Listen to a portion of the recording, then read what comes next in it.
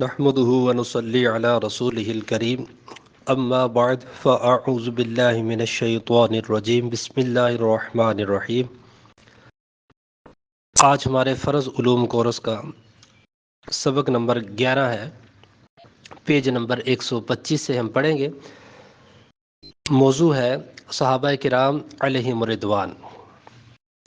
یوں سمجھ لیں کہ عقائد کے بارے میں، کہ صحابہ کرام کے بارے میں ہمیں کیا عقیدہ رکھنا چاہیے، یہ چیزیں اس میں بیان کی گئی ہیں، یعنی آج والا جو لیکچر ہے اس چیپٹر میں۔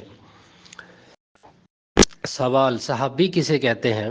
جواب: نبی کریم صلی اللہ تعالیٰ علیہ وسلم کو جس مسلمان نے ایمان کی حالت میں دیکھا اور ایمان ہی پر اس کا خاتمہ ہوا، اس بزرگ ہستی کو صحابی کہتے ہیں۔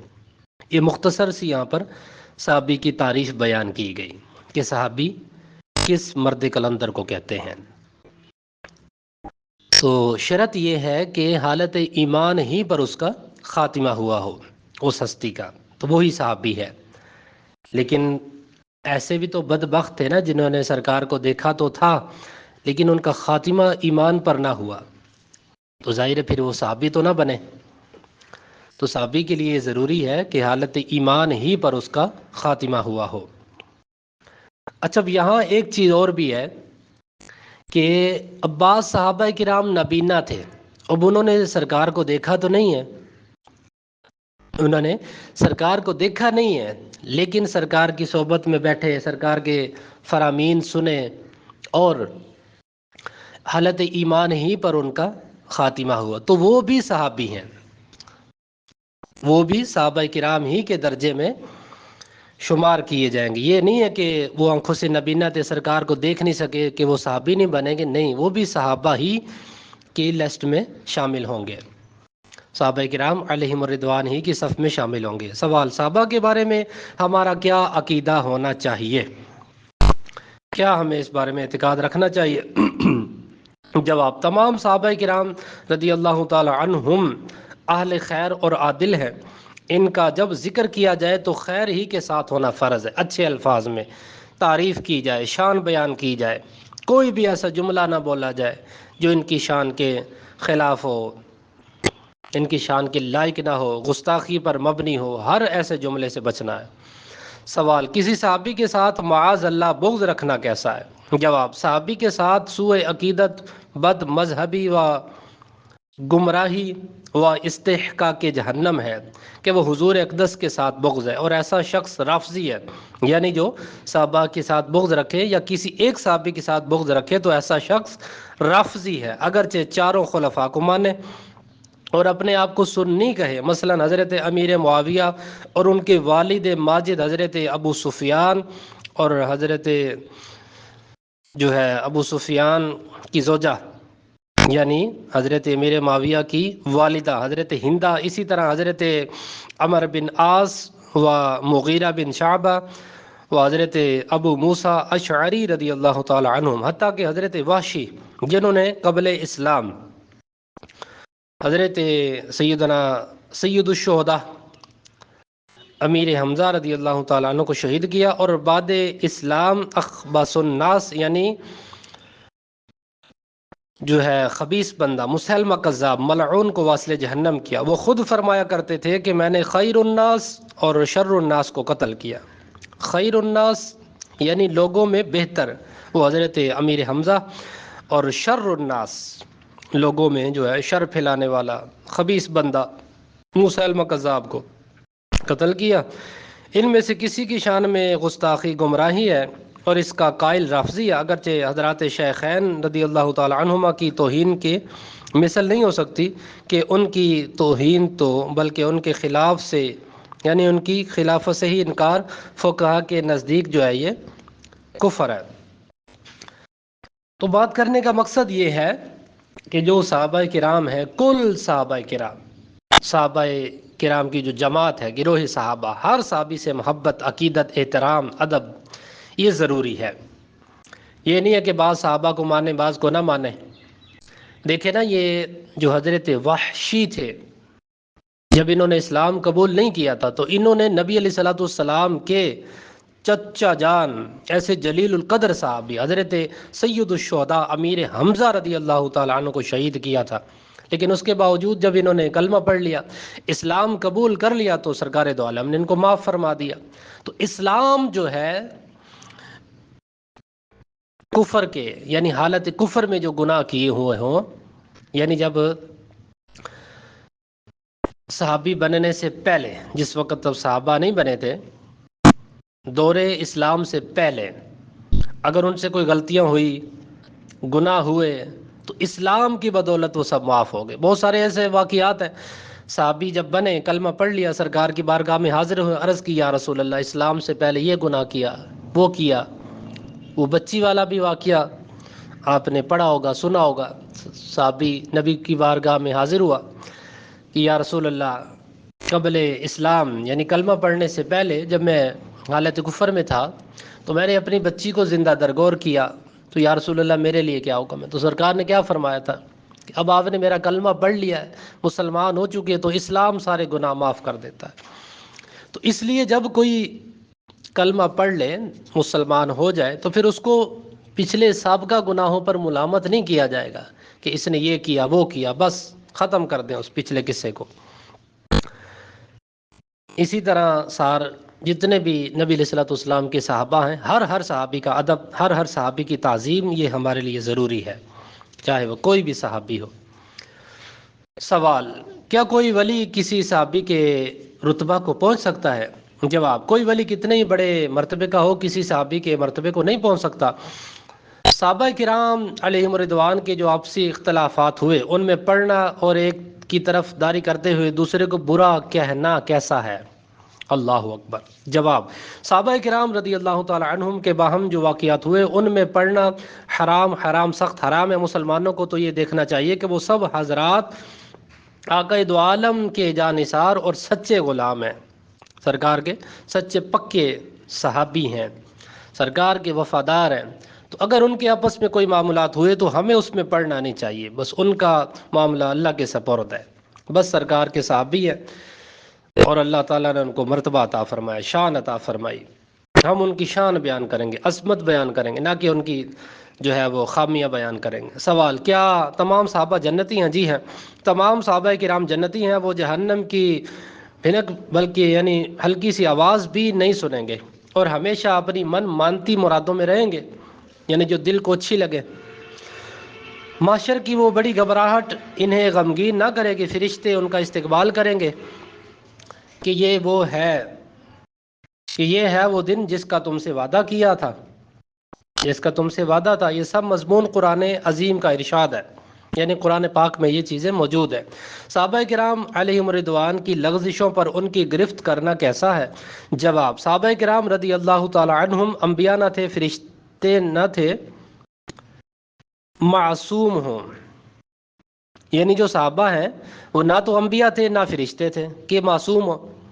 ظاہر ہے انسان تھے تو انسان سے یعنی معصوم نہیں تھے۔ اہل سنت کے نزدیک جو انسان سے گناہ ہو جاتا ہے، غلطی ہو جاتی ہے، ان میں بعض کے لیے لغزشیں ہوئی، غلطیاں ہوئی، مگر ان کی کسی بات پر گرفت اللہ و رسول کے خلاف ہے۔ یعنی ہم اب ان کی گرفت کریں کہ فلاں صحابی نے یہ کیوں کیا، فلاں صحابی نے وہ کیوں کیا، بھئی ہماری کیا اوقات ہے؟ ان کا معاملہ اللہ رسول کے سپرد ہے۔ اللہ عز و جل نے سورہ حدید میں جہاں صحابہ کی دو قسمیں بیان فرمائیں، مؤمنین قبل فتح مکہ اور بعد جو ہے فتح مکہ، اور ان کو ان پر تفضیل دی اور فرما دیا وَكُلًّا وَعَدَ اللَّهُ الْحُسْنَى، یعنی سب سے اللہ نے بھلائی کا وعدہ فرما لیا۔ ساتھ ہی ارشاد فرمایا وَاللَّهُ بِمَا تَعْمَلُونَ خَبِيرٌ، اللہ خوب جانتا ہے جو کچھ تم کرو گے۔ تو جب اس نے ان کے تمام اعمال جان کر حکم فرما دیا کہ ان سب سے ہم جنت جو ہے جنت بے عذاب و کرامت و ثواب کا وعدہ فرما چکے، تو دوسرے کو کیا حق رہا کہ ان کی کسی بات پر تان کرے؟ کیا تان کرنے والا اللہ عز و جل سے جدا اپنی مستقل حکومت قائم کرنا چاہتا ہے؟ تو خلاصہ یہ ہے کہ جو ان کے آپس میں معاملات ہوئے یا کسی صحابی سے کوئی لغزش ہوئی، گناہ ہوا، تو ان کا معاملہ اللہ تعالیٰ کے سپرد ہے۔ وہ جنتی ہیں، سرکار کے پیارے صحابی ہیں، ہمیں کسی کو اجازت نہیں ہے کہ ہم کسی صحابی کے بارے میں غلط بات کریں۔ سوال: حضرت امیر معاویہ کے متعلق اہل سنت کا کیا عقیدہ ہے؟ جواب: حضرت امیر معاویہ رضی اللہ تعالی عنہ رسول اللہ صلی اللہ تعالی علیہ وآلہ وسلم کے صحابی ہیں۔ صحیح بخاری میں یہ حدیث موجود ہے کہ حضرت ابن عباس رضی اللہ تعالی عنہما سے کسی نے امیر معاویہ رضی اللہ تعالی عنہ کا تذکرہ کیا تو آپ نے کیا فرمایا؟ دعہ فإنہ قد صاحب رسول اللہ صلی اللہ علیہ وسلم، یعنی وہ رسول اللہ کے صحابی ہیں۔ سبحان اللہ، یہ کون فرما رہے ہیں؟ حضرت ابن عباس، سبحان اللہ، ایسے جلیل القدر صحابی یہ فرما رہے ہیں حضرت امیر معاویہ کے بارے میں کہ وہ رسول اللہ کے صحابی ہیں۔ اور اہل سنت کا عقیدہ ہے کہ تمام صحابہ اہل حق، اہل خیر اور عادل ہیں۔ کیا حضرت امیر معاویہ مجتہد تھے؟ جی ہاں، حضرت امیر معاویہ مجتہد تھے۔ ان کے مجتہد ہونے کا بیان صحیح بخاری میں موجود ہے۔ حضرت سیدنا عبداللہ بن عباس رضی اللہ تعالی عنہما کی حدیث پاک میں یہ موجود ہے، یہ بھی بخاری شریف کی حدیث ہے۔ سوال: حضرت مولا علی اور حضرت امیر معاویہ کے مابین یعنی ان کے درمیان جو اختلاف ہوا اس بارے میں اہل سنت کا کیا نظریہ ہے؟ جواب: حضرت امیر معاویہ مجتہد تھے، مجتہد سے ثواب و خطا دونوں صادر ہوتے ہیں، مگر مجتہد کی خطا پر عند اللہ اصلا مواخذہ نہیں ہے، یعنی اللہ تعالیٰ کی طرف سے پکڑ نہیں ہے، گناہ نہیں ہے۔ حضرت امیر معاویہ کا حضرت جو ہے امیر المؤمنین علی المرتضیٰ کرم اللہ تعالی وجہ الکریم سے جو ہے خلاف اجتہاد یعنی خطائے اجتہادی تھا، جو آپس میں معاملہ ہوا خود وہ خطائے اجتہادی پر مبنی تھا، اور فیصلہ وہ جو خود رسول اللہ نے فرمایا کہ مولا علی کی ڈگری اور حضرت امیر معاویہ کی مغفرت، یعنی آپس میں جو بھی ان کے معاملات ہوئے تو ہمیں اس میں بحث نہیں کرنی، بس خلاصہ یہ ہے ان کا معاملہ اللہ رسول کے سپرد، بس یہ ہے کہ وہ سرکار کے صحابی ہیں، ہمیں ان کا احترام کرنا ہے دونوں کا۔ بعض لوگ کہتے ہیں کہ حضرت علی کے ساتھ حضرت امیر معاویہ کا نام آئے تو حضرت امیر معاویہ کے ساتھ رضی اللہ تعالی عنہ نہ کہا جائے۔ جواب: یہ جو بعض لوگ جاہل کہا کرتے ہیں، کون کہتے ہیں؟ جاہل لوگ، یہ جو بعض جاہل کہا کرتے ہیں کہ جب حضرت مولا علی کرم اللہ تعالی وجہ الکریم کے ساتھ امیر معاویہ کا نام لیا جائے تو رضی اللہ تعالی عنہ نہ کہا جائے، محض باطل ہو، بے اصل ہے۔ علماء کرام نے صحابہ کے اسماء طیبہ کے ساتھ مطلقاً رضی اللہ تعالی عنہ کہنے کا حکم دیا۔ یہ استثناء نئی شریعت گھڑنا ہے، یعنی یہ جو نئی اصطلاح نکالی ہے نا کہ ان کے ساتھ جو ہے رضی اللہ تعالی عنہ نہ کہو، تو یہ نئی شریعت گھڑنا ہے، ایسا کچھ نہیں ہے۔ دونوں کے ساتھ بلکہ ہر صحابی کے ساتھ رضی اللہ تعالی عنہ کہا جائے گا۔ اچھا، یہ یاد رکھا کریں جب ایک صحابی ہو تو پھر ہم نے کہنا ہے رضی اللہ تعالی عنہ، جب دو ہوں تو پھر ہم نے کہنا ہے رضی اللہ تعالی عنہما، یعنی وہ تثنیہ کا صیغہ بن جائے گا، اور اگر زیادہ ہو تو پھر ہم کہیں گے رضی اللہ تعالی عنہم، اس طرح سے۔ خلفائے راشدین سے کیا مراد ہے؟ کون جو ہے شخصیات مراد ہے؟ آگے یہ نیا چیپٹر شروع ہو رہا ہے۔ جواب: نبی کریم صلی اللہ علیہ وسلم کے بعد خلیفہ برحق و امام مطلق حضرت ابو بکر صدیق، پھر حضرت عمر فاروق، پھر حضرت عثمان غنی، پھر مولا علی، پھر 6 مہینے کے لیے حضرت امام حسن مجتبی رضی اللہ تعالی عنہم ہوئے۔ ان حضرات کو خلفائے راشدین اور ان کی خلافت کو خلافت راشدہ کہتے ہیں کہ انہوں نے حضور کی سچی نیابت کا حق ادا فرمایا۔ نیابت یعنی سرکار کے بعد جو انہوں نے کام کیا نا، سرکار کی نیابت میں صحیح اس کا حق ادا کیا، تو اسی کو خلافت راشدہ کہتے ہیں، اور ان حضرات کو خلفائے راشدین کہتے ہیں۔ سوال: خلفائے اربع کا مطلب ہوتا ہے 4 خلفاء میں، افضلیت کی ترتیب کیا ہے؟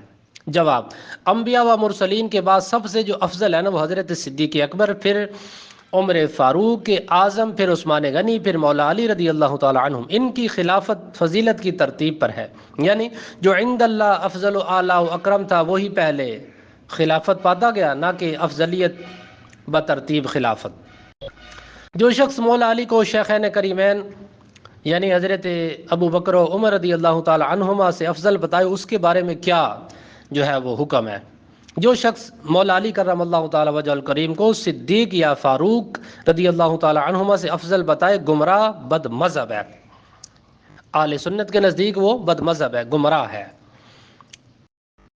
خلفۂ اربعہ کے بعد صحابہ میں کون افضل ہے؟ خلفۂ اربعہ راشدین کے بعد جو ہے بقیہ عشرہ مبشرہ، یعنی جو عشرہ مبشرہ صحابہ ہیں، اور پھر وہ حضرات جو ہے حنین و بدر، یعنی جو جنگیں ہوئی تھی بدر میں، وہ اصحاب بیت رضوان، یہ جو صلح حدیبیہ کے موقع پر بیعت لی گئی تھی جس کو بیعت رضوان کہتے ہیں، اس میں صحابہ کرام نے نبی علیہ الصلوۃ والسلام کے ہاتھوں پر بیعت کی تھی، تو وہ صحابہ افضلیت ہے، اور یہ ان سب کی، اور یہ سب جو ہے قطعی جنتی ہیں، یعنی جن صحابہ کا نام لیا جا رہا ہے، جس تذکرہ کیا جا رہا ہے، سب جنتی ہیں۔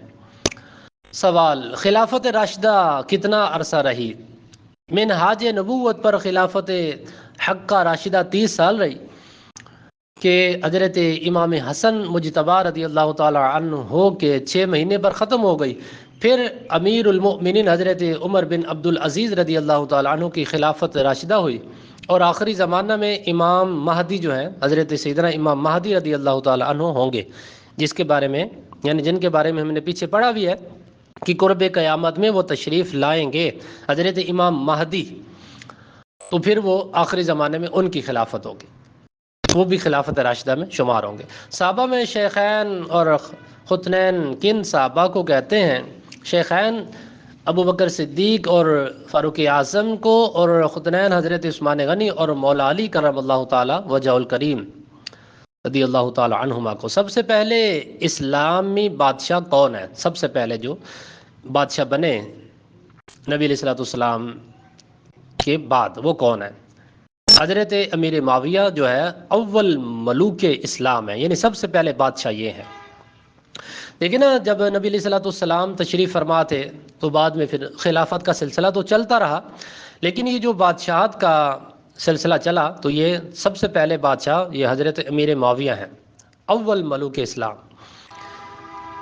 ملوک کا مطلب بادشاہ ہوتا ہے، اسی کی جو ہے طرف تورات مقدس میں اشارہ ہے، مولد بمکہ ومہاجر بطیبہ وملک بالشام، یعنی وہ نبی کریم، وہ نبی آخر الزمان صلی اللہ تعالیٰ علیہ وآلہ وسلم مکہ میں پیدا ہوگا اور مدینہ کو ہجرت فرمائے گا، اور اس کی سلطنت شام میں ہوگی۔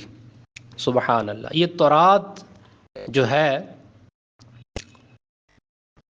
اس میں اشارہ ہے، تورات یہ آسمانی کتاب ہے نا، تورات جو حضرت موسیٰ علیہ السلام پر نازل ہوئی تھی، تو اس میں یہ بیان کیا گیا نبی علیہ الصلوۃ والسلام کے بارے میں کہ وہ جو آخری نبی ہے مکہ میں پیدا ہوگا، مدینہ کو ہجرت کرے گا، اور اس کی سلطنت شام میں ہوگی، ملک شام میں۔ سبحان اللہ۔ یعنی سرکار دیکھیں نا، ابھی آئے نہیں دنیا پر، تشریف نہیں لائے، تو سرکار کی جو ہے شان عظمت پہلے ہی بیان کر دی گئی۔ سبحان اللہ۔ تورات و انجیل زبور میں بھی۔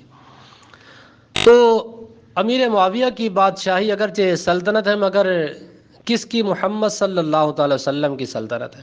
سیدنا امام حسن مجتبی نے ایک فوج جرار جان نثار کر کے ساتھ جو ہے جان نثار کے ساتھ عین میدان میں جو ہے بالقصد و بالاختیار ہتھیار رکھ دیے، اور خلافت امیر معاویہ رضی اللہ تعالیٰ عنہ کے سپرد کر دی، اور ان کے ہاتھ پر بیعت فرما لی اور صلح کی۔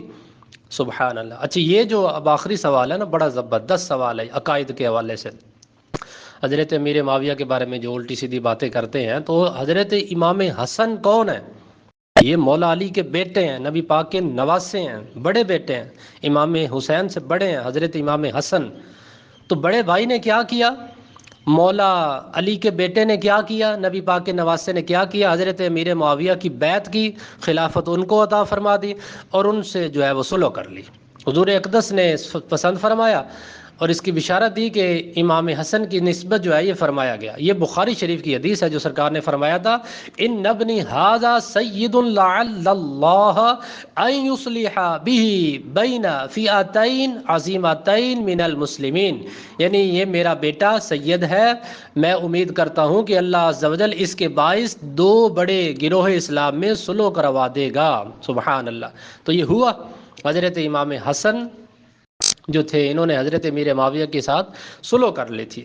سبحان اللہ. تو دیکھیں نا، جب ہمارے امام نے صلح کر لی تو ہم کیوں جھگڑا کریں بھائی؟ اتنی سی بات ہی سمجھ لیں. حضرت امام حسن صلح کریں تو ہمیں بھی جو ہے ان معاملات میں نہیں پڑنا چاہیے. تو حضرت امیر معاویہ پر معاذ اللہ فسق وغیرہ کا طعن کرنے والا حقیقتاً حضرت امام حسن مجتبی بلکہ حضور سید عالم صلی اللہ تعالی وسلم بلکہ اللہ تعالیٰ پر طعن کرتا ہے. اللہ تعالیٰ پر جو ہے ایک بندہ اس طرح کی اعتراضات کرے، نبی علیہ الصلوۃ والسلام کے بارے میں اعتراضات کرے، تو وہ جاہل ہی ہو سکتا ہے. تو یہ باتیں آپ سنتے رہتے ہیں، پڑھتے رہتے ہیں. ان چیزوں کو آپ نے اچھی طرح سمجھنا ہے. عقائد کے بارے میں جو صحابہ کرام کے بارے میں، خلفاء راشدین کے بارے میں بیان ہوا، اس میں ہمارے عقائد اہل سنت بیان کیے گئے ہیں. ایک ایک چیز کو آپ نے اچھی طرح ذہن نشین کر لینا. 2-3 بار پڑھیں گے، لیکچر سنیں گے، انشاءاللہ یاد ہو جائیں گے. وما علینا الا البلاغ المبین.